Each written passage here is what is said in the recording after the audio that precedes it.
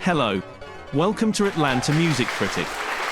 Today, ANC creator William Ford will be having a conversation with world-renowned pianist David Korevaar. David began piano studies at age 6 in San Diego, California. At age 13 he became a student of the great American virtuoso Earl Wild. By age 20 he had earned his bachelor's and master's degrees from the Juilliard School, where he continued his studies with Earl Wild. He completed his Doctor of Musical Arts at the Juilliard School as a student of Abbey Simon.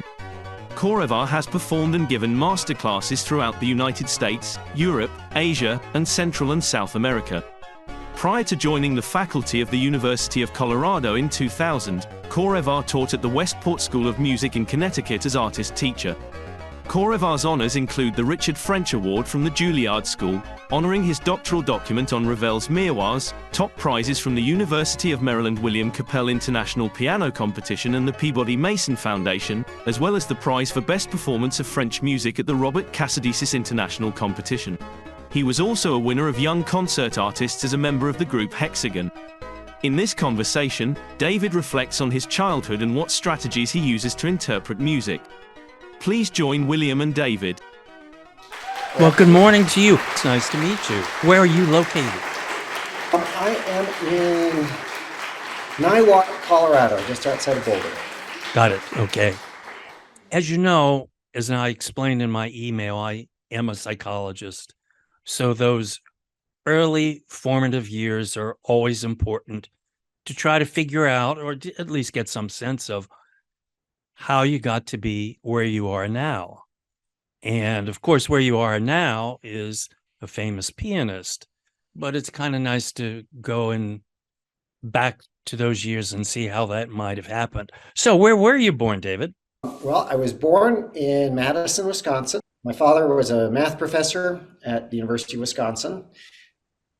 And we left when I was 2, so I have zero memories of the place. And where did you go to then? We moved to San Diego. My father took a job at UCSD, and I grew up in La Jolla and was there through my high school graduation, where everything began. My parents, who had both come from Holland after the Second World War, believed in music lessons for the kids. I think especially my mom. And I was the youngest of 5, and everybody took music lessons, particularly piano. And when I was 6 years old, my older brother had begun his piano lessons, and I really wanted to start and pushed pretty hard and made a big fuss. And the teacher agreed to take me on if I could learn Michael Aaron primer book. I still remember that by myself. And so I did, and he took me on as a student. So I started when I was 6, and really very much of my own desire to start. Okay, so you do remember you wanted to do it, actually learn to play the piano, or as part of the way the family was. Can you tease that out at all? Oh, absolutely. We were very competitive. So part of it was that I wanted to do the things that my older siblings did, of course. One of the things they had figured out early on, because they would play these games where they would play notes on the piano and see if somebody knew what the notes were, was that I was the one who knew what the notes were. That was sort of interesting. So I must have known note names even before I got to that point, because I could always recognize when they played notes, what they were. How did your peers react to that?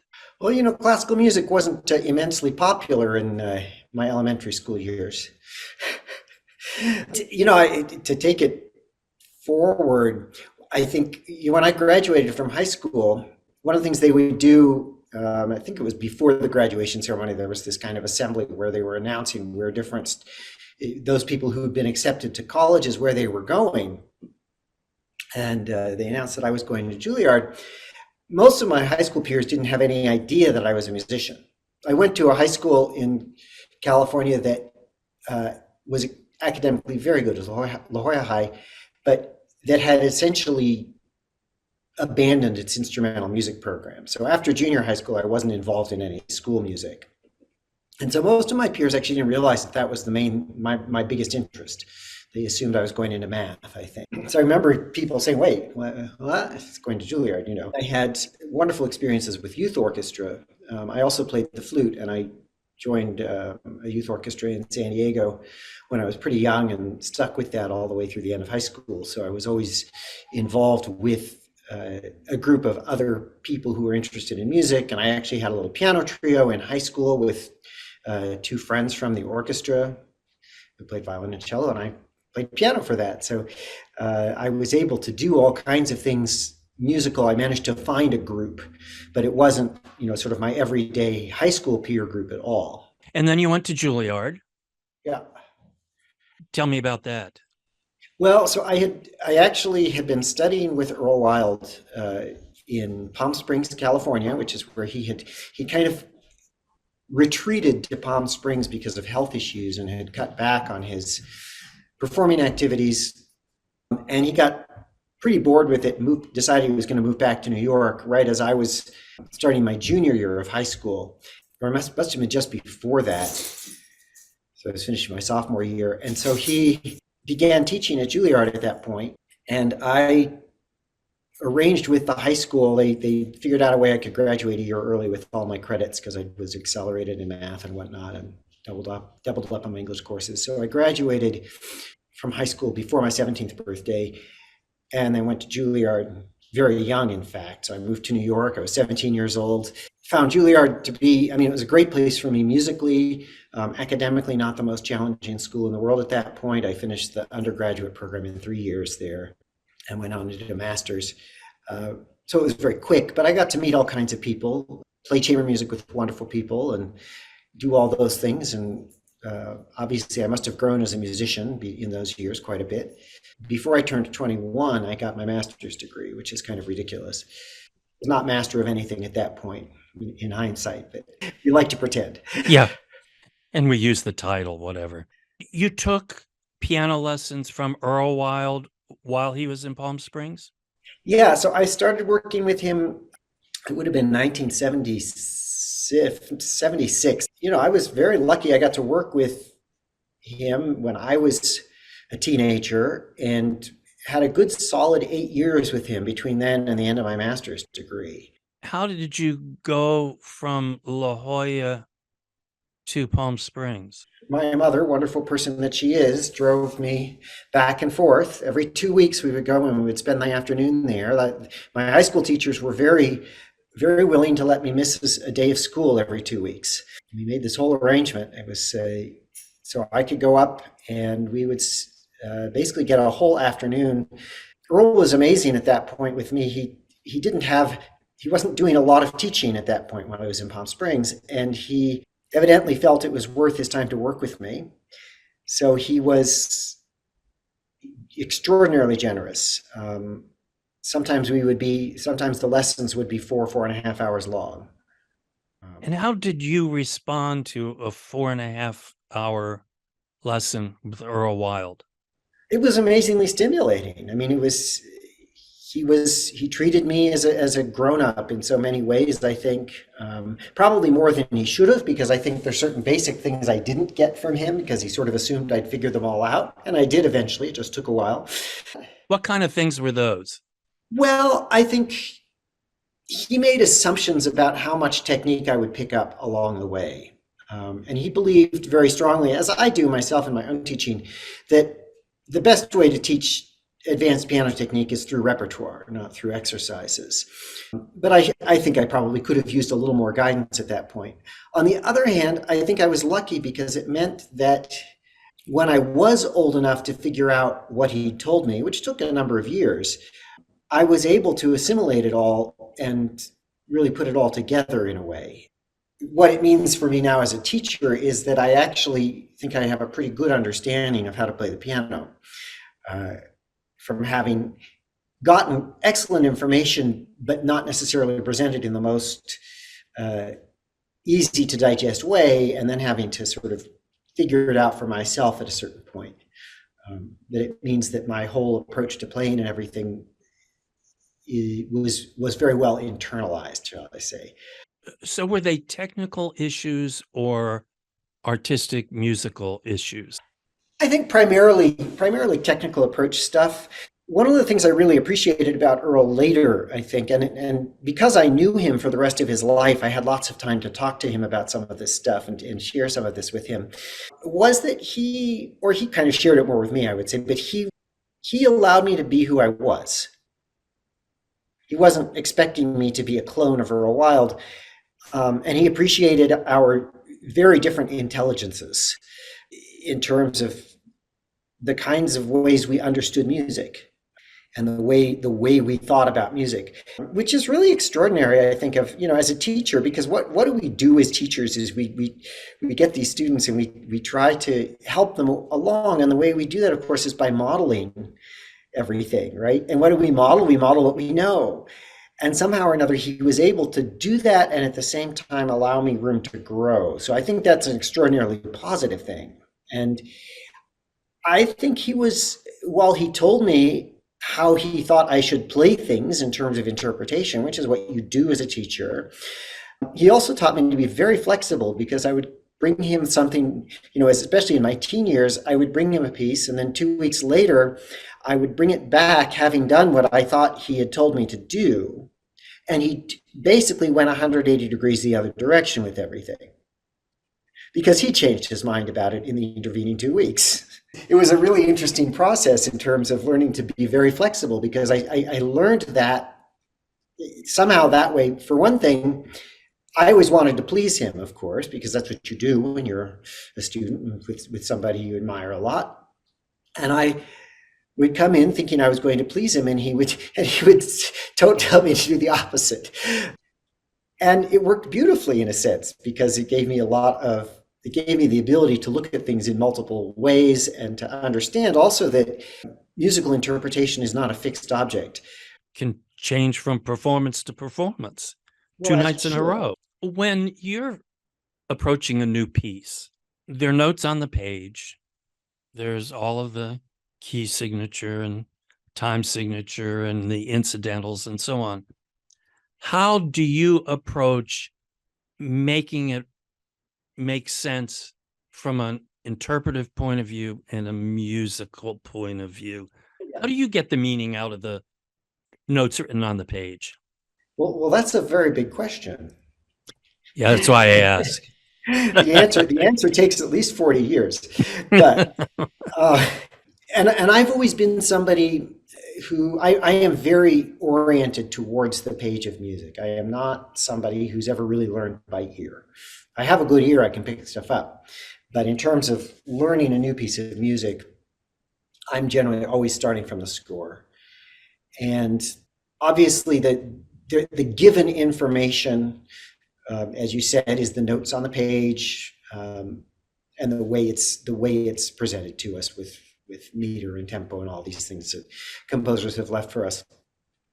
So, first of all, it depends very much on what music you're looking at. So if I'm playing Bach, for example, the amount of information I have is more limited, because Bach didn't feel it necessary to indicate a lot of things that later composers do. I mean, it leaves you with more freedom, but it also leaves you with a responsibility to understand the context in which the music was written.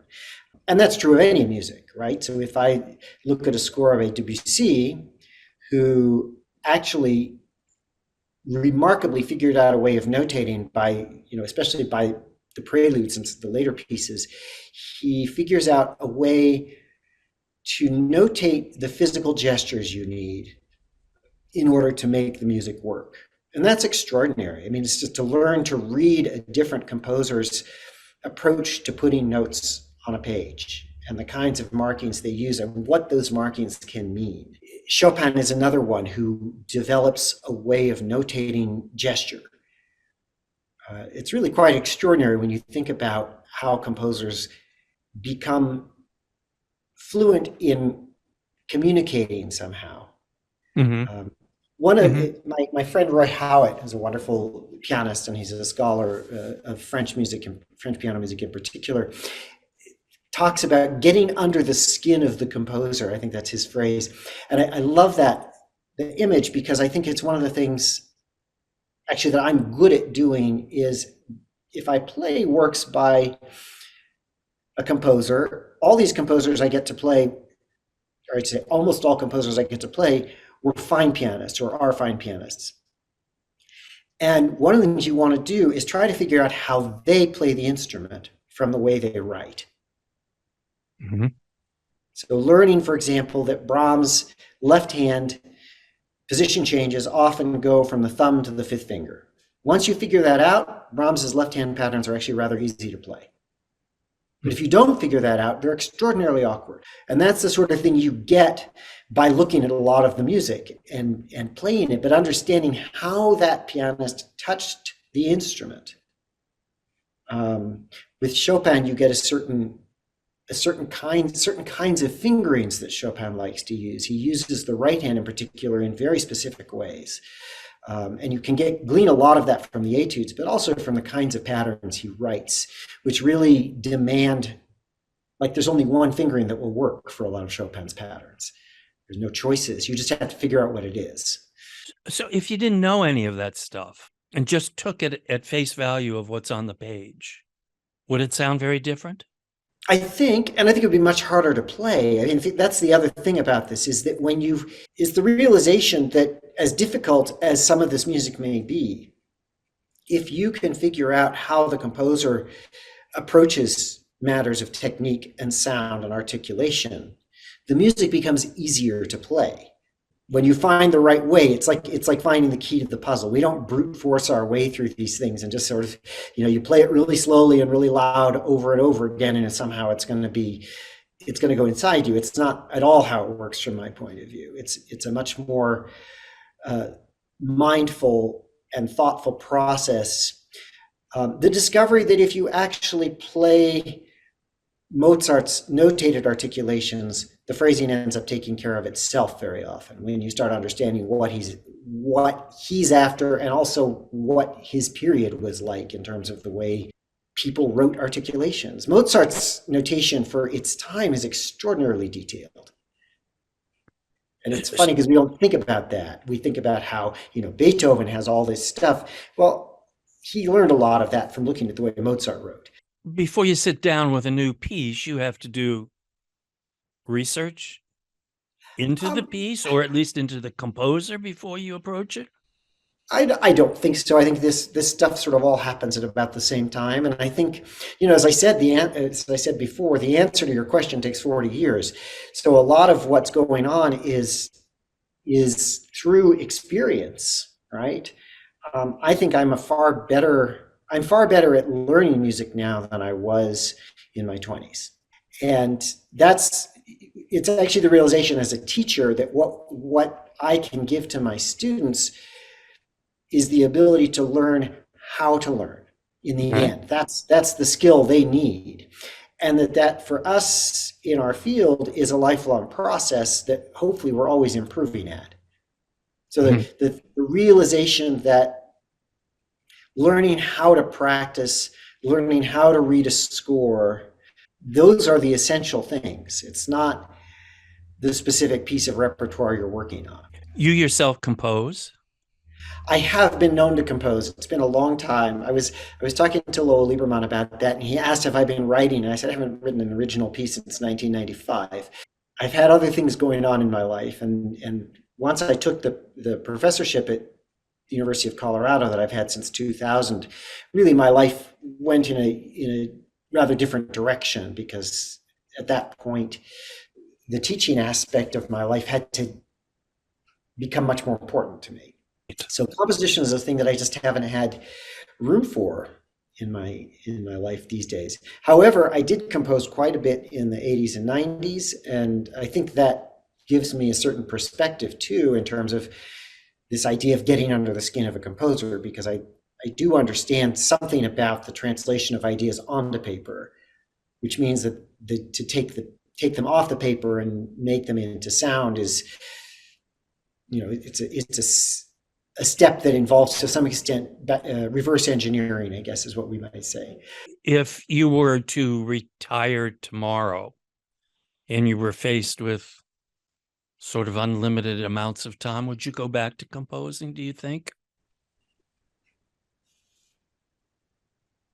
I don't know. I hadn't really thought about it. It's funny because I felt a great need to compose when I was in my late teens and into my 20s. And I don't necessarily feel that need now. And part of it might be is that there is just such a wealth of repertoire to explore. And I love learning new things.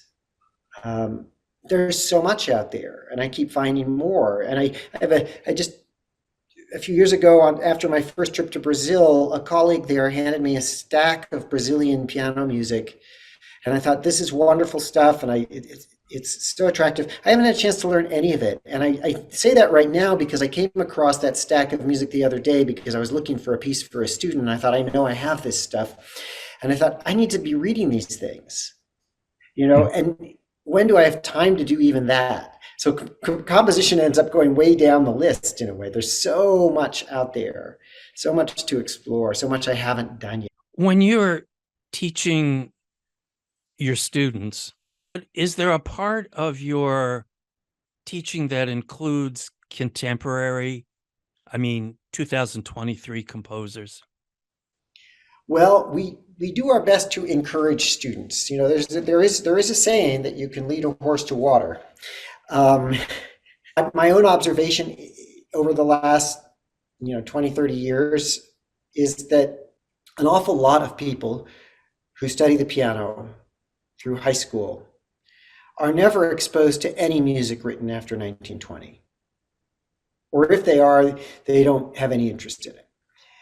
We're looking at 100 years of music that's a mystery. I often mark it with the death of Debussy. That's kind of it. So after 1918, there is no more music, and I think it's very sad because one of the things we do have is a ton of repertoire being written since then, including now by living composers. I teach a piano literature class for the graduate students, and I make them do individual projects on a living composer. We're also now, and this is true of me and many of my colleagues, we're very interested in sort of questioning the canon because, obviously there's a lot to be learned and it's important to know this music. But at the same time, that canon has been based on social constructs as well as musical constructs. And there are definitely figures out there who should be getting more attention. I'm thinking pianistically, one composer who I have found particularly interesting recently is Cécile Chaminade. Well, she's certainly not in the canon, but she wrote a lot of very good piano music. And across many levels, if you're looking for pieces to teach, there's a lot of variety there, going from intermediate to very difficult. And so there's a composer. That's just one example of many. It just strikes me that we don't want to be self-limiting. I've always been interested in finding composers that nobody else has heard of. One of my favorite, more recent ones is the Italian composer Luigi Paracchio, and I did a CD of solo piano music of his. There's this beautiful music written in the 1920s, and some barely published, or the publication is no longer available. And there it is. There's just so much beautiful music to find. So when we talk about the canon, sure, we've got to know that stuff, but there's so much more. Mm-hmm. No, agreed. And of course, there are only so many hours. Right. And so many musicians and so many audiences. Right. But, the hope is that you get a student interested in something or whatever too. So there's plenty of times when I will, especially with graduate students who are looking for research projects or for performance projects, that I can direct them towards some possible composers they might investigate who I haven't had time to really investigate yet. Well, it is, as you well know, a dilemma. For example, when you talk about symphony orchestras, there's so many hours that they're on stage per year. Right. And you want to fill seats because there's kind of that economic imperative. And yet, do I really need to hear another Tchaikovsky piano concerto? There are other things we ought to be hearing, but they may not fill seats. So it is kind of a dilemma. Yep. Yeah, I'm in a fortunate position as a university professor. Mhm. That gives me a lot of freedom in a way because, and I think that's one of the great things about being in a place like I am in, where we are expected to be engaged in continuing creative work that actually allows me the freedom to not worry so much about that. And I have the additional advantage here at the University of Colorado that we have a very good audience in Boulder that likes to come to hear concerts.